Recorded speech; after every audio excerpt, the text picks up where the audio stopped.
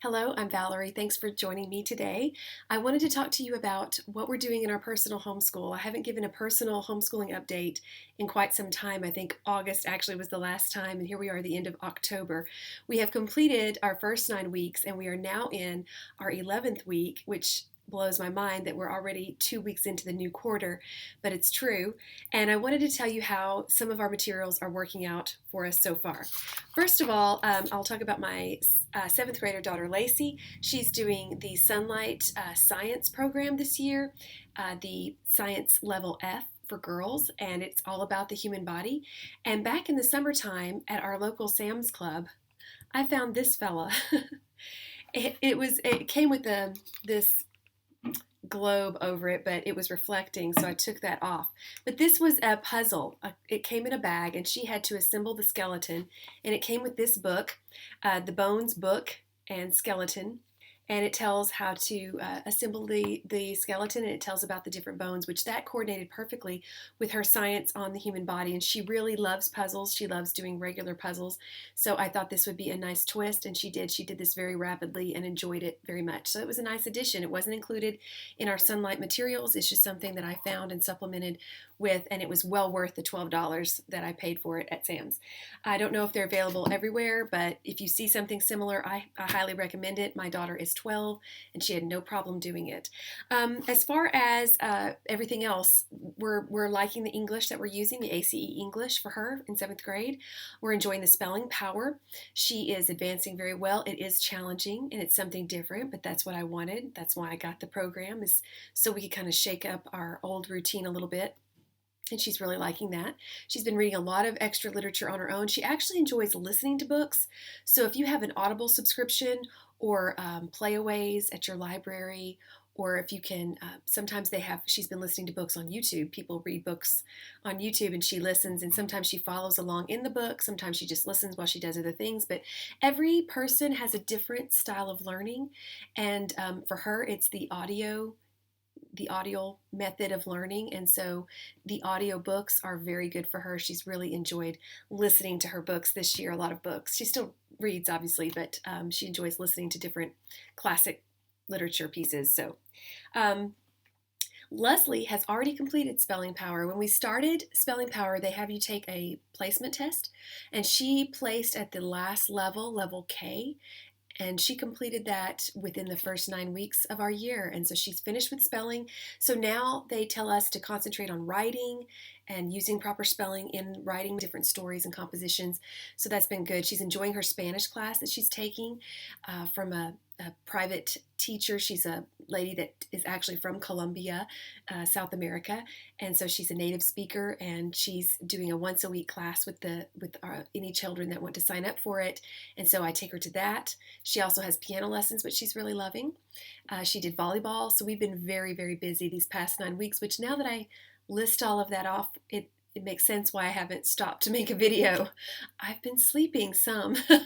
So anyway, we've been doing a lot of things with her. She's in 9th grade, so her science has some labs that she's been working on, and she's been reluctantly doing those. Science is not her favorite subject, but she's been doing well with it. So Matthew has been, I mentioned in his 4th grade curriculum choices, the video I made about that we were planning to break away from anthologies and do more, have him do more just independent reading. So we've done that. He read Beverly Cleary's Mouse and the Motorcycle. We finished that within about 4 weeks, I believe. Then Little House in the Big Woods. Now, this is where I've deviated from my original plan. My original plan was for him to read the book, and I would ask him questions to see how he's retaining it. But what I discovered is I really love these literature choices. This is my copy from when I was 9 years old, and I loved this series of books. I've read it multiple times. This is probably my favorite book of the series. They're all good, and I love them all, but this is a wonderful one. It's, for one thing, it's the shortest one, and it has just so many happy times in it, and I just love it, and brings back so many happy memories. So guess what? I ended up reading it aloud to him. So it sort of defeated my purpose of him reading independently and answering questions. But we had a good time reading it together, and obviously we talked about it, so I knew he was retaining some of it. Now we are currently reading Little House on the Prairie, the next one. He loved this one so much that we went ahead into this one. So the list of literature I had for him to read this year, this book was not on the list. I was going to just have him read Little House in the Big Woods, maybe Farmer Boy, and that was going to be it from this series, because I really didn't think it was a series that a little boy would enjoy reading, but he has really liked the stories. Of course, it helps that I'm reading it to him and I'm enjoying it. But so we're now in Little House on the Prairie. This one's not as gripping and not as interesting to him so far. We are about 100 pages in. There's a lot of description about countryside and the woods and things that are just not capturing his imagination. But the stories, when they do things, when they have encounters with people and animals, then those are the things he really loves. He loves it when Pa goes hunting and that kind of thing. So far he's enjoying it okay. The next book I think I will have him read is this one, Carry On, Mr. Bowditch, and it's another one of my favorites. I highly recommend this book. If you haven't read it, you should read it. If your kids haven't read it, they should read it. You should read it together. It's a wonderful book about a young man who works his way up from rock bottom to make a real difference in the world, and I think you'll like reading it. I'm probably going to read this aloud to him as well. So in order to have him do independent reading, guess what I've been doing? Yes, I've been going back to the anthologies. I've been having him read certain stories out of these Abeka readers and asking questions. That way I know he's reading it. And also, I showed you a book in the beginning of our curriculum choice video for 4th grade where he reads a selection and answers questions. He does one of those a week, and I may have him start doing 2 of those a week. I don't know, but we have been doing that. But it's been a change because I really enjoy reading aloud to my children, and I guess I'm realizing that he's my youngest, and he won't always want me to read to him, and it's just something we still can share together. And I want, as a homeschooling mom, that's exactly why I homeschool. I mean, that is one of the top 10 reasons I homeschool, to spend time and make memories with my kids. And so I want to take that opportunity to do it, and literature is something that's really easy to share and to share a love for. And so I'm glad that we've connected on these Little House on the Prairie books. The one more thing I wanted to update everyone on is I mentioned also in all of the curriculum choice videos that I made at the beginning of the year. I made 4 of them, and you can find those. I'll try to link to them in the description box below.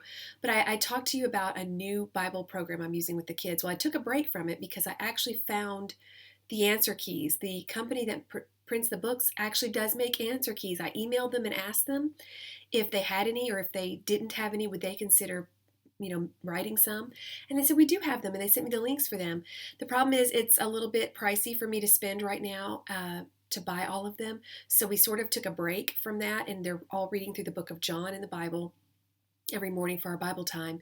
And when they finish doing their reading through that, I'm going to pick those books back up, and I will probably be buying those answer keys, especially for my senior, because I would like him to, if no one else gets the answer keys, I'd like him to have them because he has the most challenging questions, obviously, in his material. So that's been a new development that I wanted to share with you. So I will also link to those answer keys in the description box below, so you can take a look at those if you're interested in that material, because that was a real drawback when I first started using it, was not having an answer key or a teacher's guide. So we've had so much happen lately.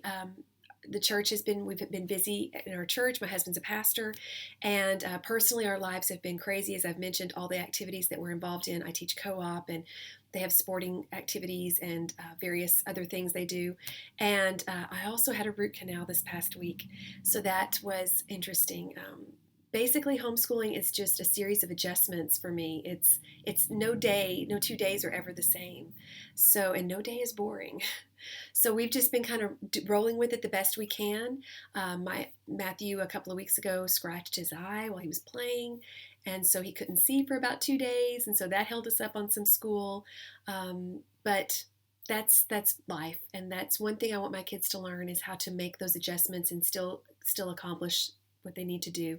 Because if you just make excuses when things get bad and you just kind of quit, that's not really building good character, and I really care more about their character than I do the book learning, which I do care about the book learning. I want them to do their academics, definitely. But I do want them to have good character, and I want them to learn how to manage life. When life throws a bunch of things at them at once, I want them to be able to manage that the best they can. Nobody does it perfectly, but I want them to have the tools available to know how to discern, okay, what's important? What are my priorities right now? What do I need to focus on and get through, just to get me through? And then how do I catch up? How do I make it up? How do I work to get everything back where it needs to be? So that's been my real life lesson. This is a book that I am reading right now. It's called The Bumps Are What You Climb On. It's by Warren Wiersbe, and it's just a devotional. It's about, I think each one is about 4 pages, and there are 30 of them, and it is such a blessing. The subtitle is Encouragement for Difficult Days. This is a rather old edition of the book.